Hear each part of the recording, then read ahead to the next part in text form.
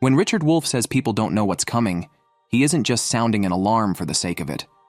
He's issuing a serious warning about something big, something that touches every corner of society. He's saying that most people are blind to the true dangers lurking beneath the surface of our economic system. But what exactly is he talking about? And why exactly does it matter so much? To understand this, we need to take a step back and look at the bigger picture. Imagine standing on a calm beach, feeling the warm sun and cool breeze. Everything seems perfect. But far out on the horizon, a storm is brewing. The waves are starting to swell, the winds are picking up, and soon that storm will crash onto the shore with full force. For Wolff, the economy is just like that beach. Things might seem stable because jobs are being created, businesses are running, and people are spending.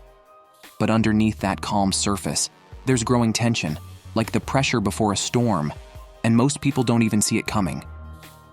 Wolff's perspective on the economy comes from a deep understanding of capitalism and its flaws.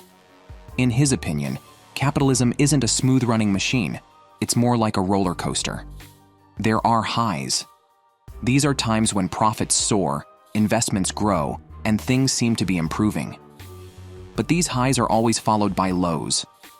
Periods of economic recessions where jobs vanish, businesses close, and millions of lives are upended. This cycle of boom and bust isn't random. It is built into the very design of capitalism. So why does this happen? One major reason is overproduction. In their constant drive for profit, businesses keep producing more goods and services. But if wages don't grow fast enough, people can't afford to buy all these goods. If a factory is churning out thousands of cars, only to find that no one has the money to purchase them, what happens then? The factory cuts back on production, workers are laid off, and the ripple effect spreads throughout the economy. But that's not the only problem. Wolff also talks about how much we rely on borrowing to keep the economy running. Think about it. Credit cards, mortgages, student loans. People depend on these tools every day. But the thing is, they also create a ticking time bomb. If wages remain stagnant and the cost of living rises, people won't be able to keep up with their debt payments. And it's not just individuals. Businesses and even governments are borrowing more than ever. When this debt becomes unsustainable, the system starts to crumble. Still, most people don't see these risks. They're focused on surface-level indicators like the stock market going up or employment rates dropping. It's like judging the health of a person by how good they look on Instagram. The reality is often far more complicated. Beneath those positive headlines, there are cracks in the foundation. Cracks that could widen at any moment. This brings us back to Wolff's statement. People don't know what's coming. Why are we so unprepared for recessions if they keep happening?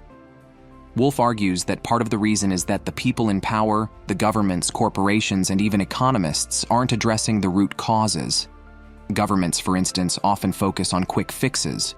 When a recession hits, they might lower interest rates or bail out large companies. And even though these measures can provide temporary relief, they won't solve the deeper issues like rising inequality or the lack of social safety nets. Corporations, on the other hand, are driven by a relentless pursuit of profit. In tough times, they often resort to cost-cutting measures, like layoffs or outsourcing. While these strategies might improve the company's bottom line, they line workers and the broader economy more vulnerable. Then there's the individual level. Many people live paycheck to paycheck, with little to no savings. And when a recession hits, they're left with few options, struggling to keep their heads above water. But Wolff's criticism goes beyond just a lack of preparation. He points to structural problems within the economy that make each recession worse than the last. One of these is inequality. Over the years, a smaller and smaller percentage of people have come to control a larger and larger share of the wealth. This isn't just unfair, it's a recipe for disaster. When most people don't have enough money to spend, businesses struggle, and the entire economy slows down. Another issue is stagnant wages. Despite rising productivity, workers aren't seeing the benefits in their paychecks. Instead, those gains are going to the CEOs, shareholders, and investors. To make up for this gap, many people turn to borrowing. But this only adds to the fragile state of the economy. And then there's globalization. While interconnected supply chains have brought many benefits, they've also made the system more fragile. The closing of a factory in one country can disrupt production worldwide. A shipping delay in another can cause shortages thousands of miles away. This interdependence means that a small problem in one part of the world can quickly escalate to a global crisis. So when Wolff warns that people don't know what's coming, he's not just talking about individuals. He's also talking about governments, businesses, and even experts who fail to see the bigger picture. Politicians might celebrate a rising stock market as a sign of economic health, but the stock market isn't the economy. It doesn't reflect the struggles of everyday people trying to pay their bills, save for retirement, or afford healthcare. Wolff also criticizes the way we are often told to view economic problems as personal failures. If someone loses their home or can't pay their debts, the narrative is that they made bad choices or didn't work hard enough. This shifts the blame away from the system and onto individuals, making it harder to demand real change. But what happens when the next big recession finally hits? Wolff warns that the consequences could be devastating. Imagine millions of people losing their jobs, homes, and savings all at once. This isn't just about financial hardships, it's about social and political unrest.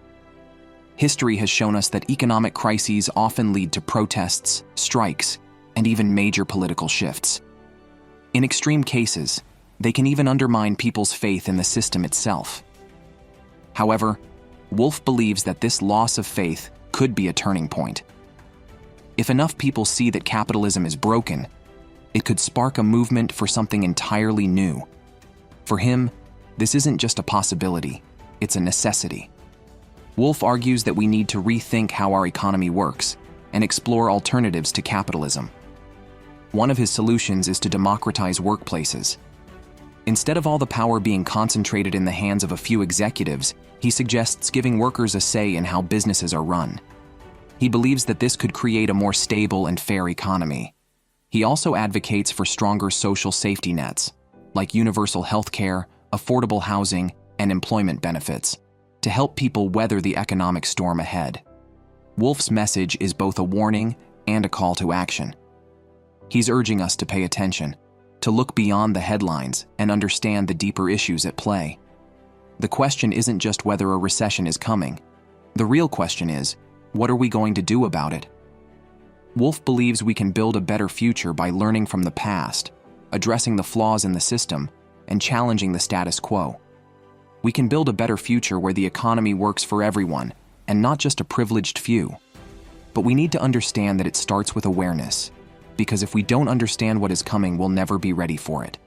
If you found this video helpful, don't forget to like, subscribe, and share it with someone who needs to hear this.